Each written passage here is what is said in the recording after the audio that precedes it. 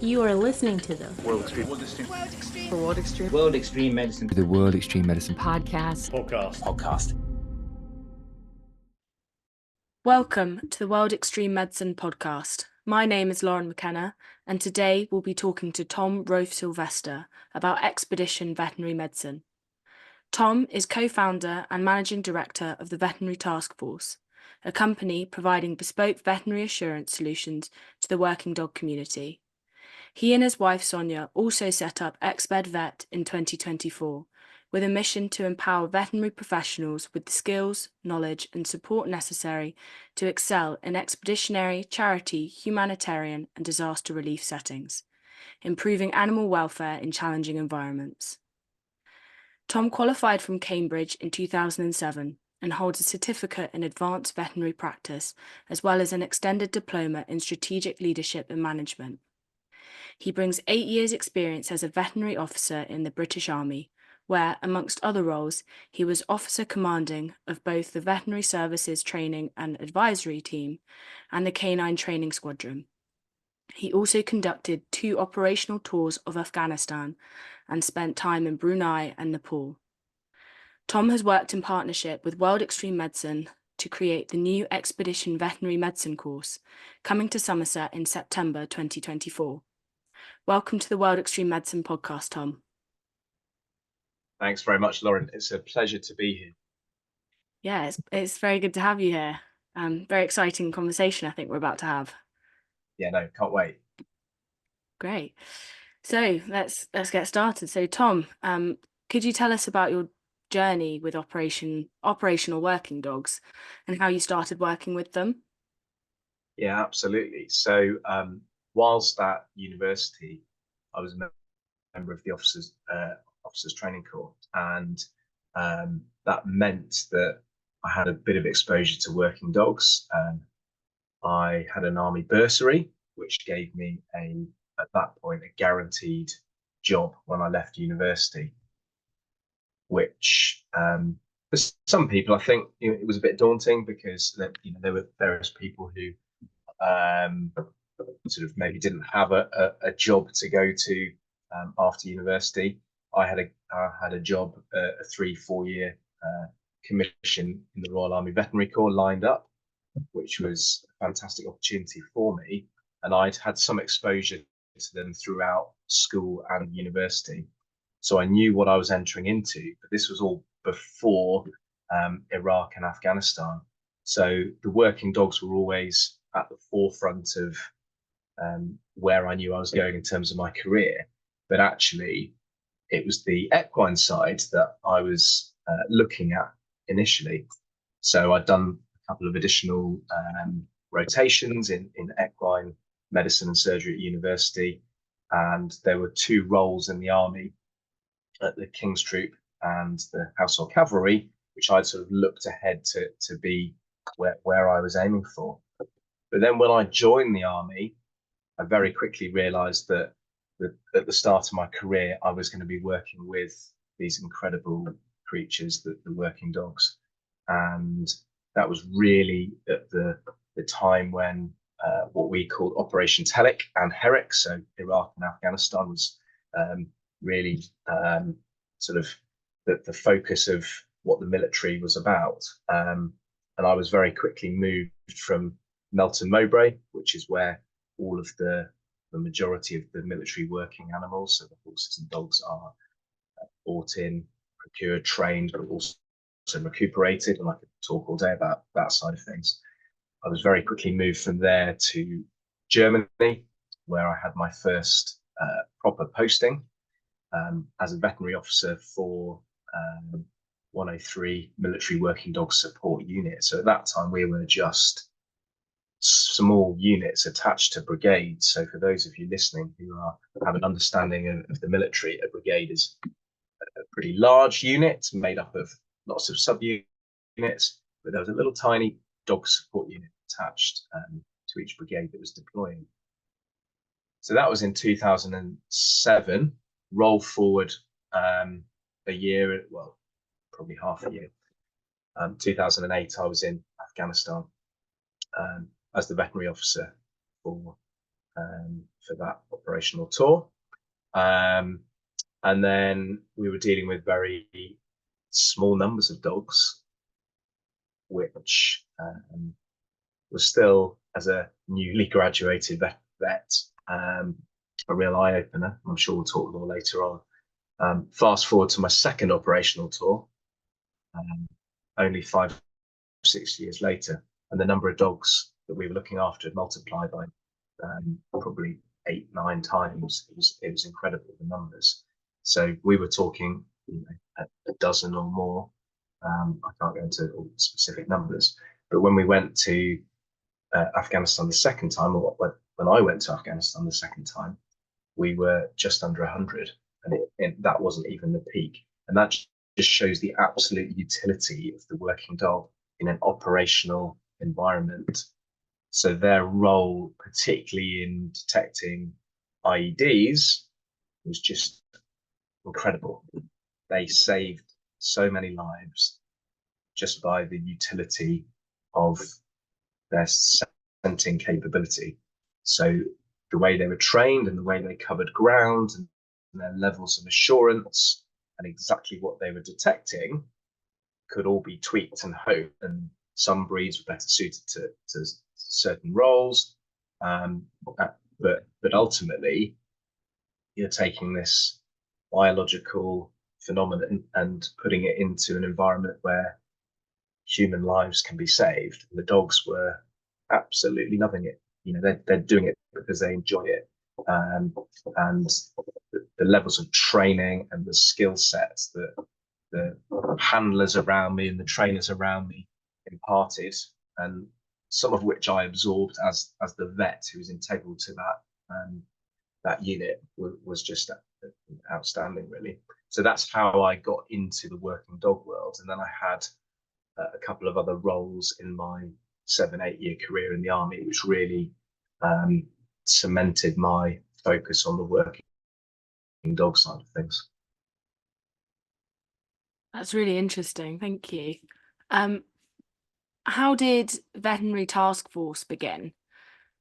Was there a specific moment or experience that made you realise that this task force was needed? Yeah, absolutely. So when I left the army, my wife and I started a vet practice, and our focus was on developing that new enterprise. It was very, very busy, but at the same time, I had a network of old colleagues and friends who would ask me questions about their working dogs. Some of these people were still serving, and others had left. So these are military colleagues who had gone and worked for private security, or working in the conservation detection dog world, or had moved into other uniformed services such as the police or border force. And suddenly I found myself having people who knew me from the military setting asking me questions about working dogs in the wider working dog setting. And sometimes they'd come and see us in our vet clinic in Wiltshire. Sometimes it would just be a quick phone call, or we'd have a WhatsApp conversation. Other times it would be a bit more sort of involved, and I'd go to them. And then I had 1 or 2 people ask me if we could deliver some first aid training for some of their handlers, or to go and help provide some sort of basic CPR training on one of their courses. And then we realized that actually there was a huge need. We were speaking to organizations who may have had dog handlers who hadn't had first aid training for quite a few years. It certainly wasn't thought of in some of the larger organizations, or even some of the smaller organizations, as something that needed to be looked at every year, much like we would have annual human first aid training, for example, depending on what the role you're doing in whatever job you're doing. There are certain things that have to be done on an annual or a biannual basis, for example. And what I found, and maybe it was just timing really was that suddenly people were realizing that actually they needed to enhance their canine first aid training. We also set out to provide what we've sort of entitled veterinary assurance. So in the vet world, we do talk about clinical assurance. We're always talking about continuous improvement, clinical governance. It's central to how we operate in the veterinary world as part of our practice standards, which a lot of the listeners will be aware of. It's similar to what you go through, whichever country you are from a medical point of view. But what we realized was that there was an opportunity here to fill a void. So the first bit really to think about is the fact that you have a dog handler or even a human, a pet owner who has an injured dog. Well, the next level of care jumps straight to veterinary practice. And that could be a general practice, which is what you see in most towns around the country. Or it could be a hospital, which could still be operated by general practitioners, but just provides a 24-hour care. It could be an overnight emergency, like an ECC practice, or it could be a full referral hospital with multiple diploma holders covering many specialisms. But there's nothing in between front doors of those types of practices and the initial point of care. So one of the things we were sort of thinking was, how can we sort of fill this gap? We can develop our own, what we now call operational working dog first aid course, which has been hugely successful. It's a one-day course that we deliver to Border Force, UK police forces, private security forces, and other organisations, conservation working dog organisations like CRIUS, and then individuals. And we've just started delivering the course to the gun dog community as well, because that is another area where this topic of canine first aid is not always at the forefront of people's minds. So that was the first bit. Well, how else can we fill that gap between point of wounding, whatever it might be, and the front doors of the vet practice? Well, first aid kits. We have a range of first aid kits. We've looked at developing the telemedicine side of things. So COVID was a real eye-opener for us because it allowed us to look at different ways of communicating, and that's when everybody learned about Zoom. And there are some apps that have come out in the veterinary world that allow this communication, this asynchronous communication, or just having remote synchronous communication, PetSat being one of them. And so we've sort of looked at how we could develop that. And then we're also providing what we call a fit for duty certification for the working dogs. So we will do an annual checkup, which will cover their vaccinations, their flea and wormer prophylactics for the year. And then we provide unlimited advice for those dogs that we've checked. We can send everything we've done to their day vets. We can work through how the best route of communication is. So it might be via an app, it might be via phone calls, it might be through their chain of command hierarchy. And we're just starting to push this internationally to working dog organisations overseas. So basically what we're trying to do is just fill this gap, get them really well trained, the handlers really well trained and empowered to have the confidence to deal with those casualties, or even more basic injuries. So all of these things came together. I was sat there on paternity leave with our third child, and I was like, well, we need to do this. So we took the leap, and we're now in a position 3 years later where we've got a really exciting, really diverse in terms of the portfolio of services we offer, company, which is hopefully making a massive difference to the working dog community. And yeah, I think as we grow our client base and as we grow our repertoire of contacts, we're going to see more and more in this sort of very narrow niche that we can help with. We're already helping the police with certain aspects of their roles, which we'd never thought about supporting before, but now we're there. They've got our phone number and we can help them with slightly more urgent taskings. That's amazing. That's something that, as a pet owner myself, I've never really thought of giving first aid to my dog, but obviously that's a daily occurrence with dog handlers, I'm sure. Well, hopefully not daily occurrence, but yeah, well, it's there's a lot, there's loads of first aid courses out there, and loads of them are brilliant. It's whether you want to have like a short online one that gives you an overall sort of summary of what to do. There's some brilliant hands-on in-person ones. Our course is probably another level of fidelity up. So we have moulage and some pumping blood, and we run scenarios which are linked to the group that we're teaching. So if they're gun dog clients, well, the dog may have jumped over some barbed wire and got a laceration on the inside of its leg. We may have a femoral bleed, for example. If it's a conservation working dog working on a construction site linked to HS2 and they're looking for endangered species in an area that they're about to sort of bulldoze through, and then the dog gets hit by a vehicle moving around that site. So we tweak the scenarios so that they are maybe a bit more relevant. Ultimately, we're looking at the key things. So we're looking at CPR, we're looking at catastrophic hemorrhage, massive hemorrhage, and we're looking at heat illness, which is a critical thing in dogs, plus all the other bits and pieces.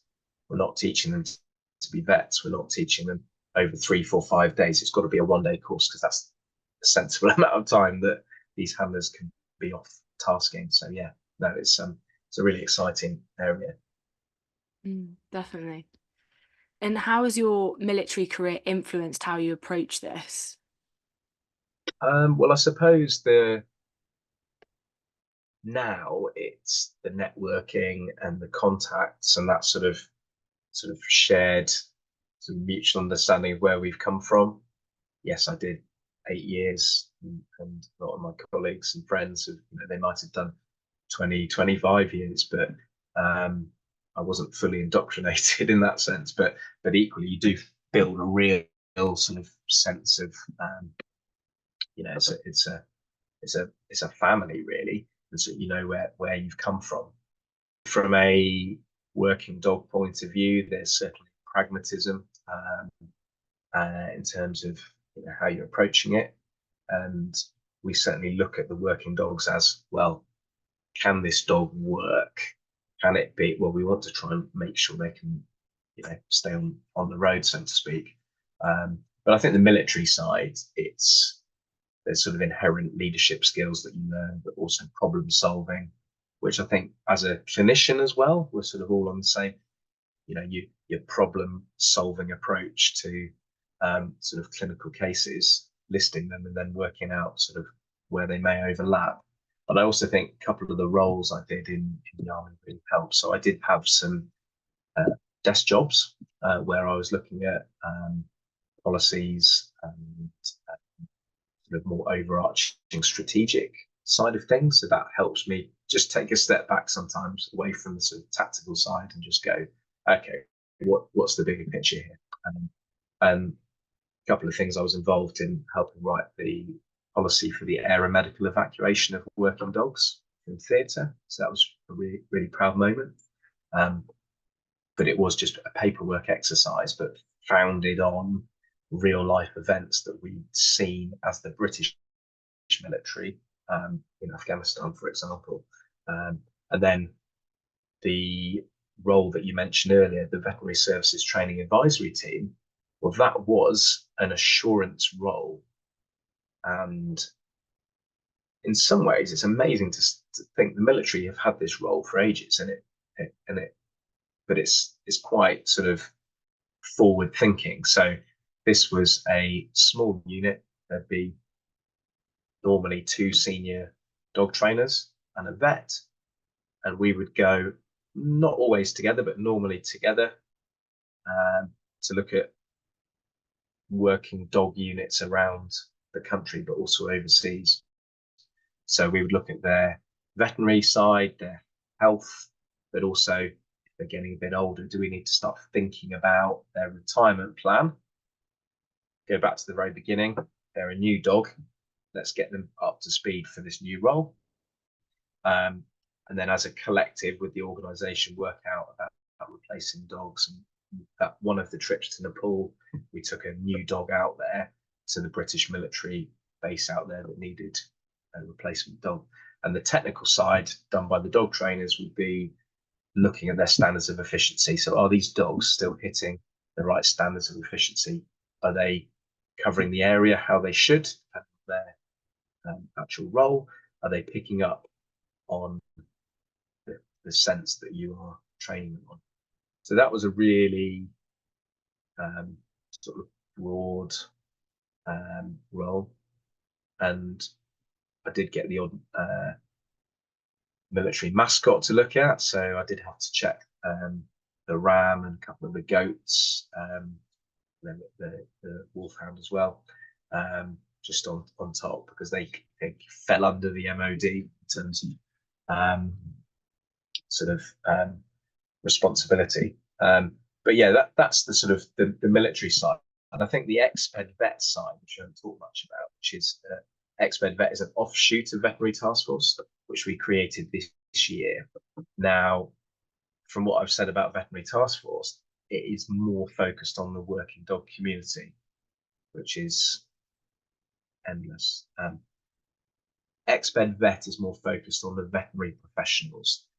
So it's part of Veterinary Task Force, and we set it up so that we could deliver training to veterinary professionals and medical professionals who may feel that they need some exposure to the veterinary side. So they may be deploying, and they may end up, in essence, being the de facto vet or clinician who may have to take a look at a dog.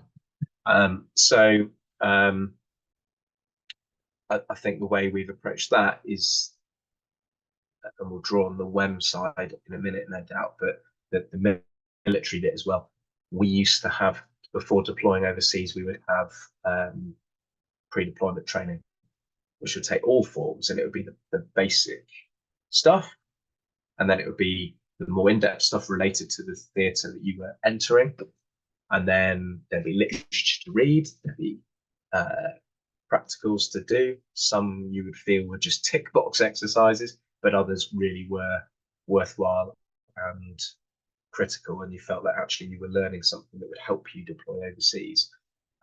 So we've drawn on some of that stuff as well as the WEM stuff to sort of bring together Exped Vet, and I'll talk more later about where we really see Exped Vet going. So Tom, I know you've been a speaker at the WEM conference before, giving a talk on essential pre-veterinary care skills. How did working with WEM come about? Yeah, so when we started Veterinary Task Force, it was interesting because we were looking at who was out there who we could maybe collaborate with, join forces with, and I stumbled across World Extreme Medicine actually just through searching LinkedIn and the internet, and I approached them to see if we could integrate somehow, and I ended up doing a Facebook Live, I think it was, with Mark, just on general veterinary bits and pieces, and then we ended up doing I actually did 2 talks at WEM. I did one in person and then one remotely. So the second one was on BLS and ALS for dogs, which was really interesting. And it was really just a way of working with and just getting to know a community of like-minded people, but there isn't anything in the vet world. So it was quite nice to sort of get in touch with, well, I mean, there are things in the vet world, but in terms of sort of local UK-based organisation that had some of the same values that we felt we had, and from what we could see, there was certainly some opportunities in terms of working together going forwards. The exciting new course, Expedition Veterinary Medicine, has been developed by you and WEM. How has that journey been? That's been great. So it's taken a couple of years to really get it off the ground, and obviously people would have hopefully seen the launch material over the last month or two. It was a relative slow burner to start with because we were just testing ideas. We had ideas at our end, and then the first thing really was to pull together a little bit of a syllabus. So what we've done is we've cross-decked some of the topics from some of the WEM courses. So there's a little bit of the humanitarian, there's a bit of the expedition and wilderness, but with a veterinary spin. So some of the topics that we'll talk about in a second are very heavily sort of veterinary specific. But once we had the syllabus all together, we could then focus on a venue, which obviously for those of you who've organised or set up courses before, not the easiest thing because you're trying to find the perfect venue, which is going to tick all the boxes. And it was really interesting actually from our point of view to go through that process. And it's probably the subject of another talk, setting up a World Extreme Medicine course or such like in terms of what you're looking for. So the venue we've got in Bruton in Somerset is incredible. So it's called Mill on the Brew. It's a outdoor centre. We've got some amazing accommodation, and the one we've gone for will hold 30 people plus directing staff. It's self-contained, and then there's this open expanse of training area that we can use there's woodland, there's a river, there's open areas. So we've got this amazing opportunity to run this course in a discrete area.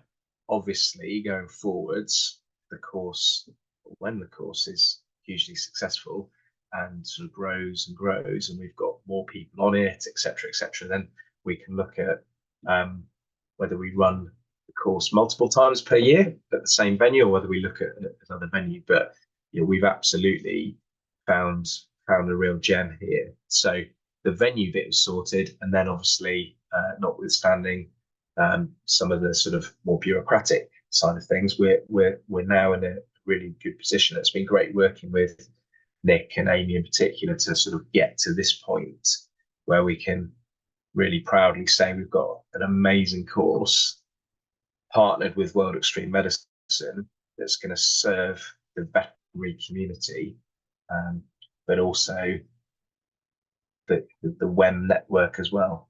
So we really can't wait. Yeah, it sounds incredible. And you hinted at it just then about what can someone coming on the course expect? So, what will it cover? Yes, I suppose there are the specific elements, but I think what we really want to get across is this isn't just for people who are thinking or know that they're definitely deploying overseas on a charity expedition or going, working in a conservation environment in Southern Africa, or they're working with sled dogs, and they need to have that extra bit, or they're, somebody in the military who's coming on a CPD course. This is not just about those people who are definitely deploying. This is about giving people a skill set that gives them more confidence, allows them to apply themselves to different situations. And that could be maybe just aspiring to go overseas. But more importantly, this is about people returning to their clinics and being able to problem solve a bit better, being able to be a bit more confident in certain situations, and developing their resilience. So I think that's the way to look at it, rather than going, oh, I'm deploying and I need X, Y, and Z. But having said that, what we're hoping is that this is going to become an industry standard, i.e., if people are thinking of deploying, this should be the course that they think about first of all. And there's nothing else out there like it at the moment.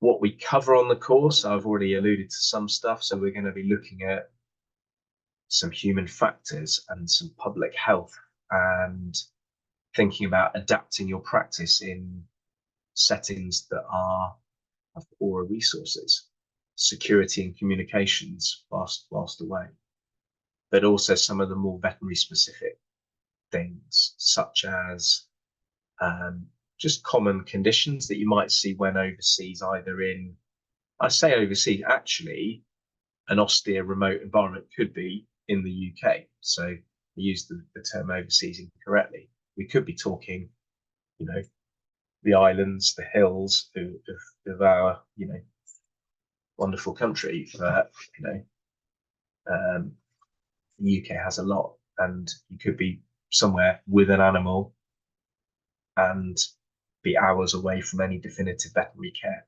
So we are actually, having said that, just another side, but we're looking to support dog handlers on island taskings as well, and that's when telemedicine really comes in. But back to the course, looking at how to conduct veterinary medicine in hot environments, tropical environments, looking at working dogs in conservation, including anti-poaching. We'll be looking at the primary survey, which is something which obviously applies across all areas of clinical work, but thinking about using the March principles versus ABC. We teach the March principles in our working dog course, but what's appropriate in certain settings. There's an organization called Recover, which is the reassessment criteria on veterinary resuscitation. So that is the organization basically drawing on expertise from across the world in terms of canine and feline resuscitation data, and improving outcomes for CPR in canine patients in this case. We'll be looking at catastrophic bleeding, fracture management. A big one in the veterinary world is obviously euthanasia. So thinking about euthanasia in extreme environments.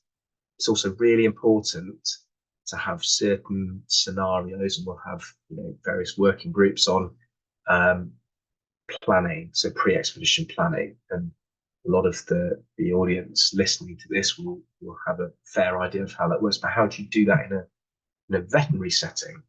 And what are the legal considerations? What things do you have to think about before you practice veterinary medicine, either as a veterinary professional or as a medic in different environments? So if you bring all of those things together, then you end up with what is going to be an incredible course. We've got 2 days to deliver it. So it's going to be full on.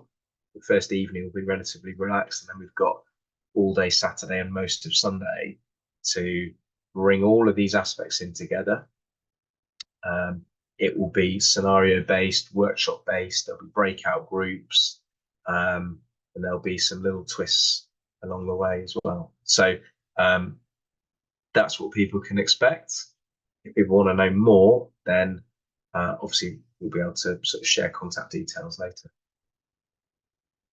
Definitely, they can also book themselves onto it.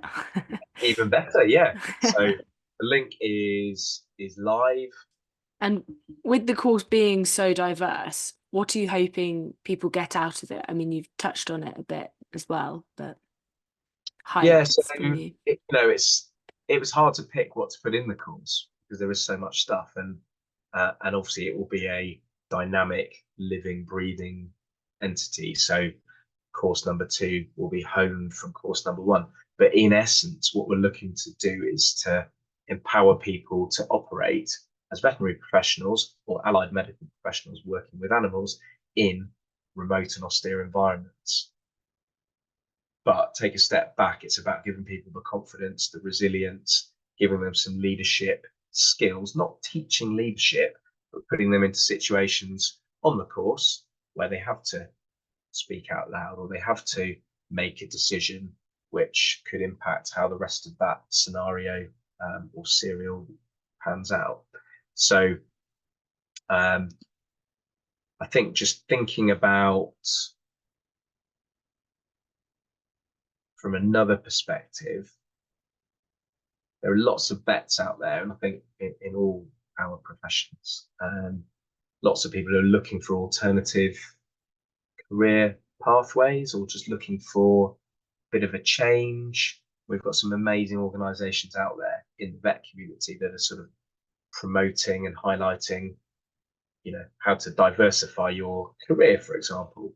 And I think this course will just help to give people an opportunity, or at least go, actually, there is something else that we can. I'm not saying they're going to be expedition vets, because that's a very small area, but just maybe just to go, I now feel empowered to like try something different, or maybe just go and have some CPD that's really good fun, and then go back and just go, right, I am now refreshed and ready to just try something different.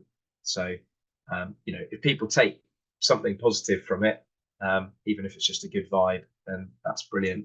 But if they learn loads and then they are an asset to whatever organization they're working for, then that's job done at the end of the day. And in the process of making this course, I was wondering, have there been any challenges that you faced in your career where you would have wanted the knowledge that you're teaching on this course, where you would have felt it would have been useful for yourself to go on a course like this?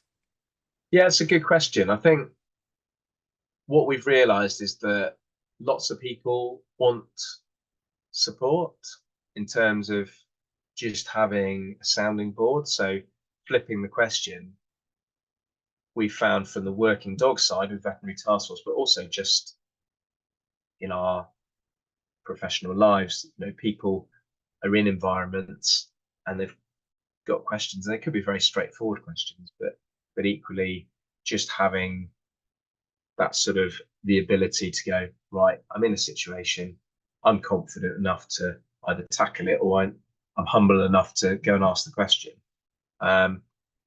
In terms of my personal experiences, there are one or two which I think back to now, when I was in the army and overseas, where maybe I wouldn't have managed them clinically differently, but I think I would have maybe just gone about it in a more confident manner. Obviously, you're older and more mature, and you can sort of deal with different situations. But there's a couple that come to mind. So there was one where we had a dog that had crashed. It had come in on a helicopter back to our location, and there was a mixed history. We were looking at a possible snake bite injury. We had a possible heat illness for this dog as well. And there were some physiological parameters that were very out. And there were some physical changes in front of me. Can't go into all the details, where I'm like, okay, well, this doesn't really marry up, or it does marry up. What's the trigger here to what I'm seeing in front of me? Is it snake bite? Well, there's no history of that, but also has this dog just massively overheated, and the combination of what I was seeing in front of me was a really sort of perplexing clinical case, and I think it was dealt with clinically very well, but I just think my sort of outlook and perception of it all, don't think it would have been changed, but it just makes me think you need to be prepared for those situations, those extreme, weird clinical presentations, because you can deal with the sort of urgent, critical ones where you're just jumping on, applying pressure, and CPR just kicks in if you've had the training. But this was really a sort of cerebral one where I had to really think about how to apply myself. And I was in the middle of a desert. I was in a water cabin. Not sure if there was aircon at that time, but it was certainly one to look back on. But I think really it's about just helping people fill that gap, and the vet side bit is going, well, let's get some reach back and just help them, but also give them the confidence to step out of their comfort zone. You've got to do something. It's better to do something than do nothing. So. And as you look forward, what are you hoping will come from this new course? Are there any more ideas that you're willing to share at the moment that you want to see come to life? Yeah, well, I mean, it maybe seems a little bit premature because we're just launching Expedition Veterinary Medicine course, but we do have one of them. So Exped Vet itself, the flagship offering is this course in partnership with WEM. But what we're hoping is that Exped Vet will become a network. So when people do this course, they'll become part of the Exped Vet WEM family. They'll deploy, some of them will deploy overseas, and then they'll be able to link back to us at Exped Vet / Veterinary Task Force, and we can help them with any issues they have whilst they're in more remote environments, potentially with links to, we've got a plan in terms of linking to specialist clinicians as well. So we can look at specific cases and just have that constant dialogue on a specific case. So that's really exciting. And then both organizations will hopefully evolve so that we're providing a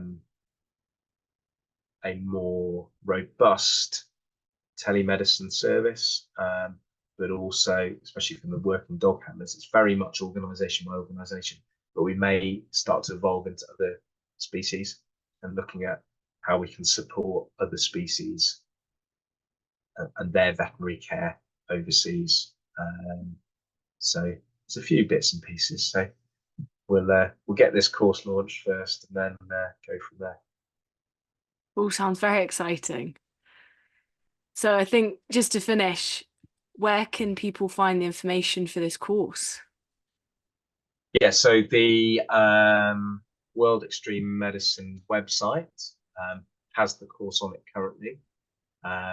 So if people are interested, then they can go onto the website, click courses, and then if they click the tab that says all extreme medicine courses, they can scroll down to find the course. Most of our stuff as Veterinary Task Force and Exped Vet is done on LinkedIn. So people can either look myself up or they can look up Exped Vet on LinkedIn. Thank you very much for a very interesting conversation. And I really am excited for this course for you.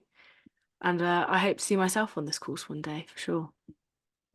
Brilliant, that's great. I was going to ask you if you were going to attend. Obviously, it is open to medics as well, because if you feel that you're going to maybe have to be in that position where you're the one who has to look after that vehicle search dog that's been injured, on the outskirts of the UN compound, for example, or that sled dog in Norway or the Arctic, then it may be useful for you as well. But equally, we can just help. We can just provide some communication, and once you found us, then we can work through any veterinary problems with any of the listeners tonight. Thank you very much for having me. Thank you very much. Thanks for listening to the episode. Please feel free to rate, review and subscribe on whichever platform you're listening to. Please also head over to the World Extreme Medicine website where you can find more engaging content on extreme medicine webinars and indeed the collection of courses from our global network, including humanitarian, disaster relief, expedition, space, military, tactical and performance medicine. Thanks again.